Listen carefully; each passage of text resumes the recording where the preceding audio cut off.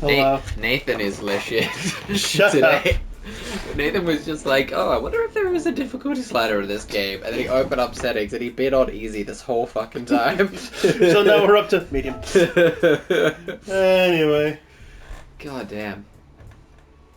Anyway. I asked you to watch this Clarkson's Farm. You did.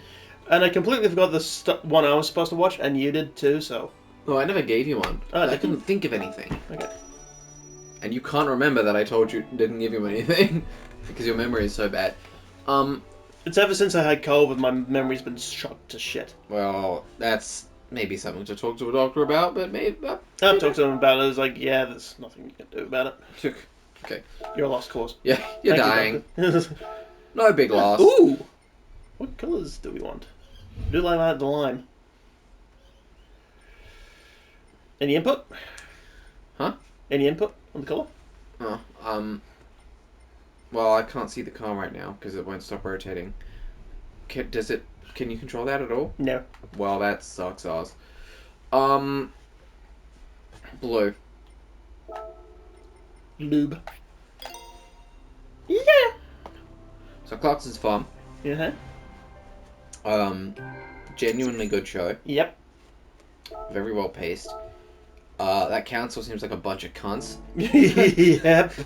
I hope every one of them dies in a fire. Except Cheerful Charlie. He's not the council. He's the lab manager. Classify that as council. What? No. What? Do you not know what a land manager is? He's an employee. Isn't he? Of Jeremy's, yeah. Oh, He I thought pays him to be his land manager. He's Oh. not. He doesn't work with the council. Ah, then he's good. Yeah. Fuck the council. Yeah. Charlie it's just- seems nice. Yeah. Clarkson, I'm beginning to gather. Don't know him as well as probably you do, and a lot of other people. But having watched Clarkson's Farm, and almost a season of the Grand Tour, I feel like a lot of the problems in his life are his own goddamn fault. No, that's completely fine. Because there were quite a few times during Clarkson's Farm where Cheerful Charlie came on the farm and was like, yeah, you can't do that, that's illegal. Because Clarkson just didn't check first. He was like, I could, rip up this forest, right? And put in a nicer forest. Like, well, no. Here we go. What? There's another one for you to read either as yourself or the sheet. Oh. One major theme in the evolution of cars is the pursuit of comfort. Though this may come at the expense of other things. No shit. In order to offer a thrilling driving experience, one needs to push performance to the limit. Of course, there is no shortage of sports cars that starkly express a pure driving experience. Such cars are known as road-going racers. That doesn't feel like a great name for a classification of car, as their raison d'etre is to offer thrills on both the road and the track. This is for the road. Yep. Designed by the Briggs brothers, the Back Mono is a British single-seater built for maximum driver engagement. What the fuck does that mean? Using their wealth of engineering knowledge, the Briggs brothers fit a 300 plus PS engine. Don't know what that means. The really, really shitty version of horsepower. Okay. Feels like a step down. To an ultra lightweight carbon body of just 580 kilograms, it's pretty light, even the shit know that, to create a sports car that drives like an F3 machine. Sports car? Yeah, it's classified as a car somehow. Yeah, but sports car? There's very loose terms. Yeah. I'm putting my foot down. Like, the entire auto industry is too wishy-washy with classification of things. Yes. We need to set up a big meeting and firm up some of these borders. Yeah.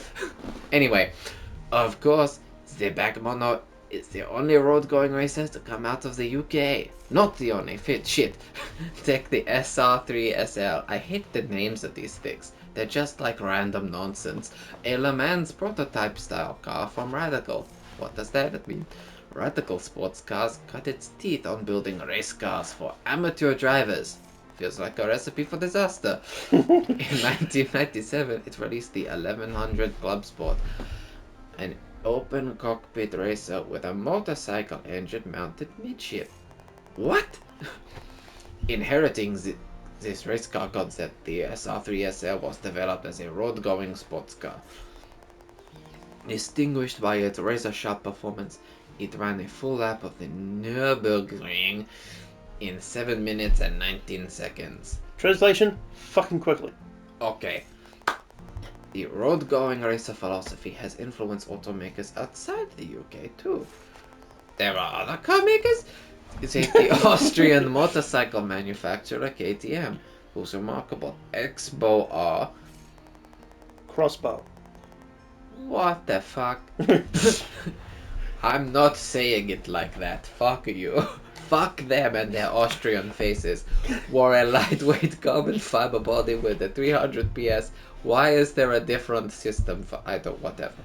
Turbocharged engine mounted midship. That means like right behind the guy, right? Yep. Yeah.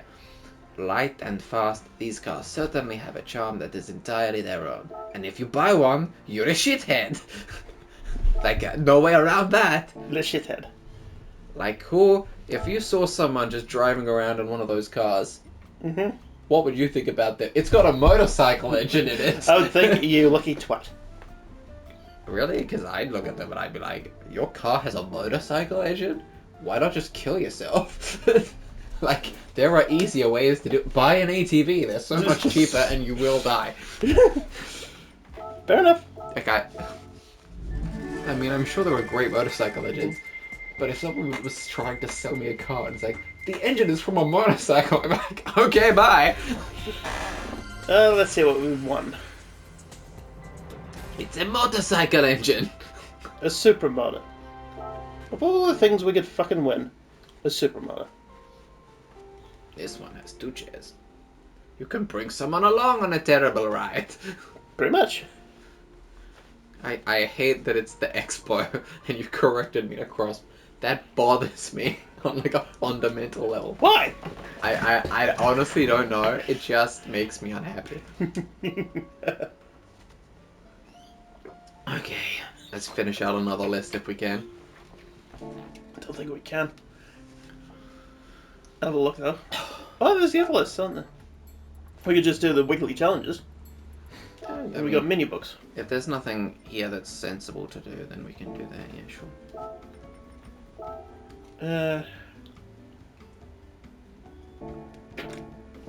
I reckon we'll just do the quick, the fucking weekly races. Yeah. Seems like an easy way just to keep talking and Yeah. bloody. And there's probably like bonuses to getting them because you got a thing for one of them, didn't you? Oh yeah, 5 races get a credit ticket. So you do 4 more races. Oh, you need 2 more races. Yeah. Oh, fuck you. This event will become available after you've started the bonus menu. Wait, what? What? What does it say there? Menu book 48, collector level 39. I literally can't see that anywhere. It's right at the end, on that blocked one. Ah, after you've started the bonus menu. But fuck it, we'll do the club and cup thing. Your collector level is 50. Yeah. So it should be open. That's not what I wanted. Change car. Should we do my car or something else? I feel like buying a racing game so that you can race with your own car feels weird. Like, let's live out a fantasy. Yeah, my own car. Oh, we could piss everyone off by doing the Tesla. Do the Tesla. Le shit loves the Tesla. We're very, very sorry for this, ladies and gentlemen. Le shit is not.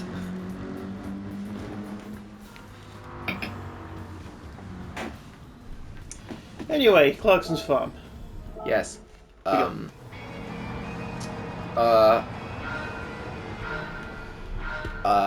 is funny. We're driving on Mars.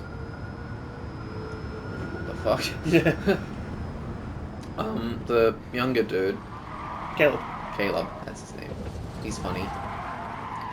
And the guy who doesn't speak English. Yeah, down there. He's like, yep. Just with the whole harvest thing. Yeah. I hate this car. The turning is bad. Oh, it's just... They're good for straight lines, not for corners. So it doesn't have a wheel. So this is a drag car. Yeah, pretty much. That's all they're good for. And you can't prove me otherwise. Yeah, but I've I'm even good at drifting. because it's been long enough since I watched Clarkson's Farm that parts of it have left my brain. I do want to say before we move on, I honestly I don't know what caused it, but something started coming up in my YouTube shorts. Something called Forrest's Auto Reviews. Oh yeah. It's just this guy who reviews cars. Yeah. And it's like because it's in shorts, it's like a 30-second review. Okay. And honestly, it's a perfect review for like my level of understanding of cars. 'Cause, like, he says horsepower and stuff. Yeah. Like he lists that stuff that like even I know needs to be said, even if I don't know what's great. And then he like goes in the cab and he starts talking about all the features. You just can't do it. Nah, it's just. Fair enough. I'm like, my mind's just going. It's crazy to me how bad it was at turning. That feels unrealistic. It is realistic. They're shit. They are terrible racing cars. Okay. Anyway, keep going. Yeah, and like he talks about the seats and he goes on about the dash. Mm-hmm. And there's some really, like he does like I mean he pretty much just does like high-end cars, and these cars look fucking beautiful. Mm-hmm. Like, and there are ones with a moonroof. Oh, Where yeah. basically the whole roof is a glass panel, and it's like, this is rad. And I didn't know how much, like at first it was Teslas, but then he does other EVs and he does hybrid cars. Yeah. Like does all kinds of cars. I never realized how much more storage space there is in an EV because you don't need an engine. Yeah. Like the front is also a boot. Yeah. The front. That's actually very funny. That's literally what it's called. That I know, and it makes me happy. But yeah. Like, yeah, like if I ever got into cars, I would if I got rich, if I like won the lottery, Yeah. then I think I would get a car and like start learn to drive. Yeah. Because it wouldn't be a big deal then. And I would buy a car based on that guy's reviews. And some of them look fucking great.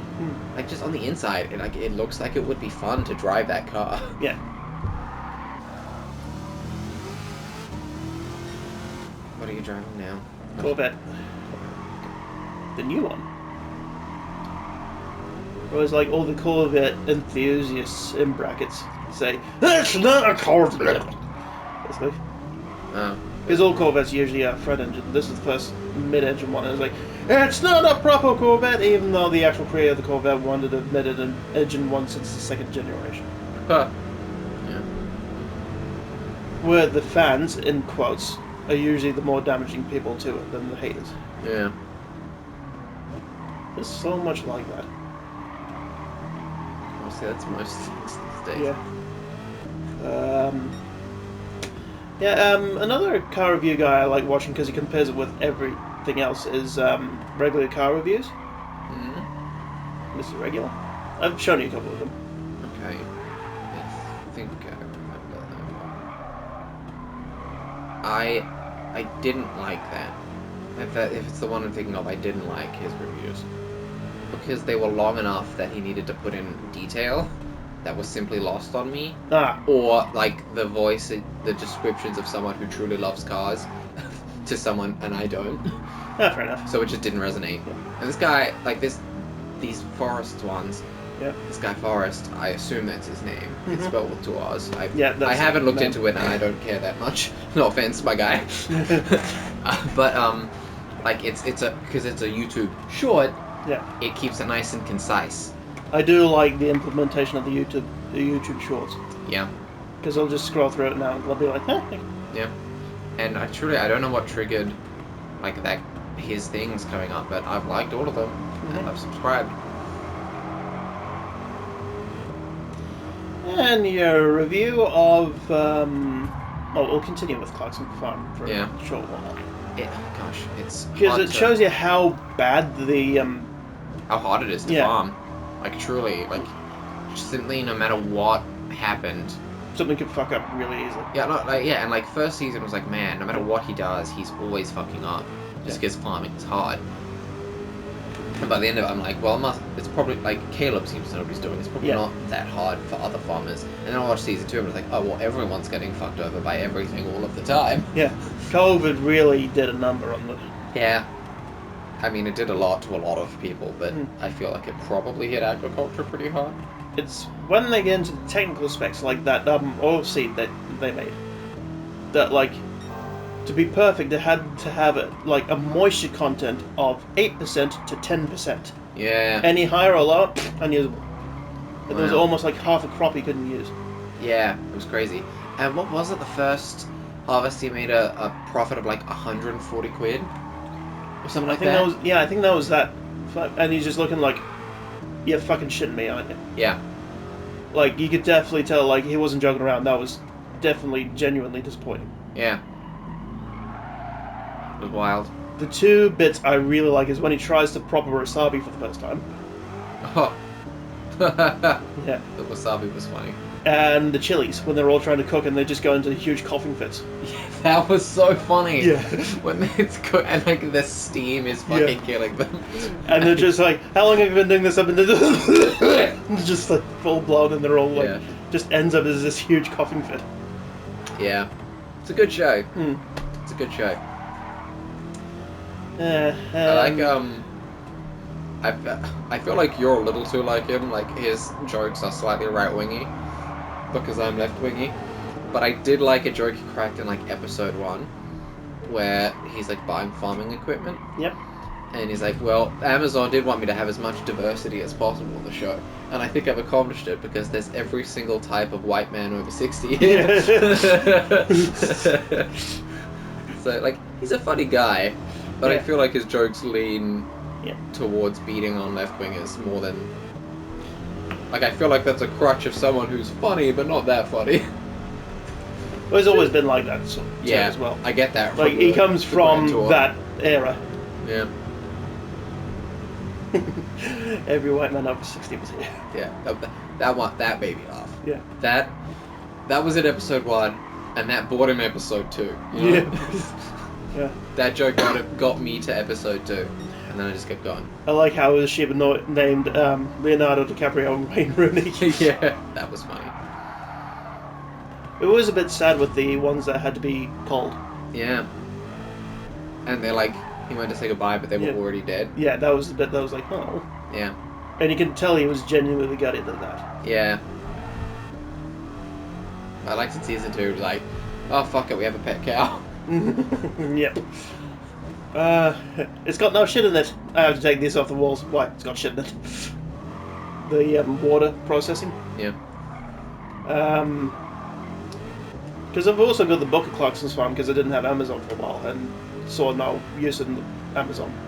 Then I finally got it. It was just like, fuck it, I'm just going to watch everything on it now. Yeah. Was the book. It's like everything basically that happens in the first season, but into like a little bit more depth. Oh yeah. And he was talking about when the lambs got cold and stuff like that. Yeah. And they ended up making a shepherd's pie out of them. God. And it's like, because the sheeps and they wanted to annoy me, like they gave me heartburn.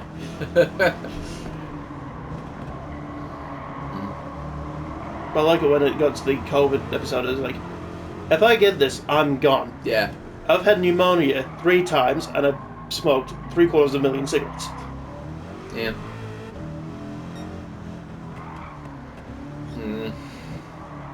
Because he had actually grown barley for pubs, and that's when the whole lot hit.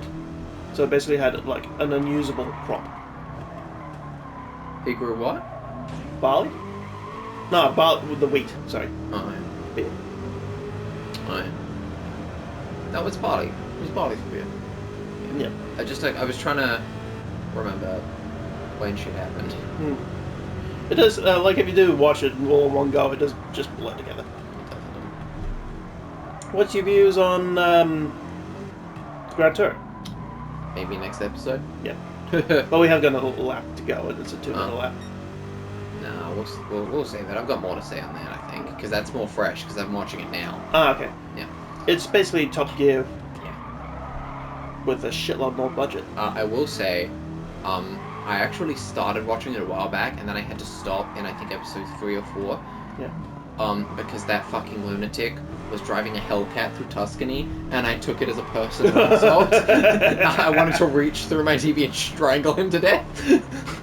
So and he was like going on about, oh, it's like costs a fifth as much as your cars, I'm like, you have an entire team of engineers following you around Yeah. to constantly change your tires. You are not saving money. Like, the Hellcat, it's an awesomely fucking retarded machine. Yeah. It I'm not is- saying it's a bad car. I'm saying who drives a Hellcat through Tuscany? Like, that's not where it belongs.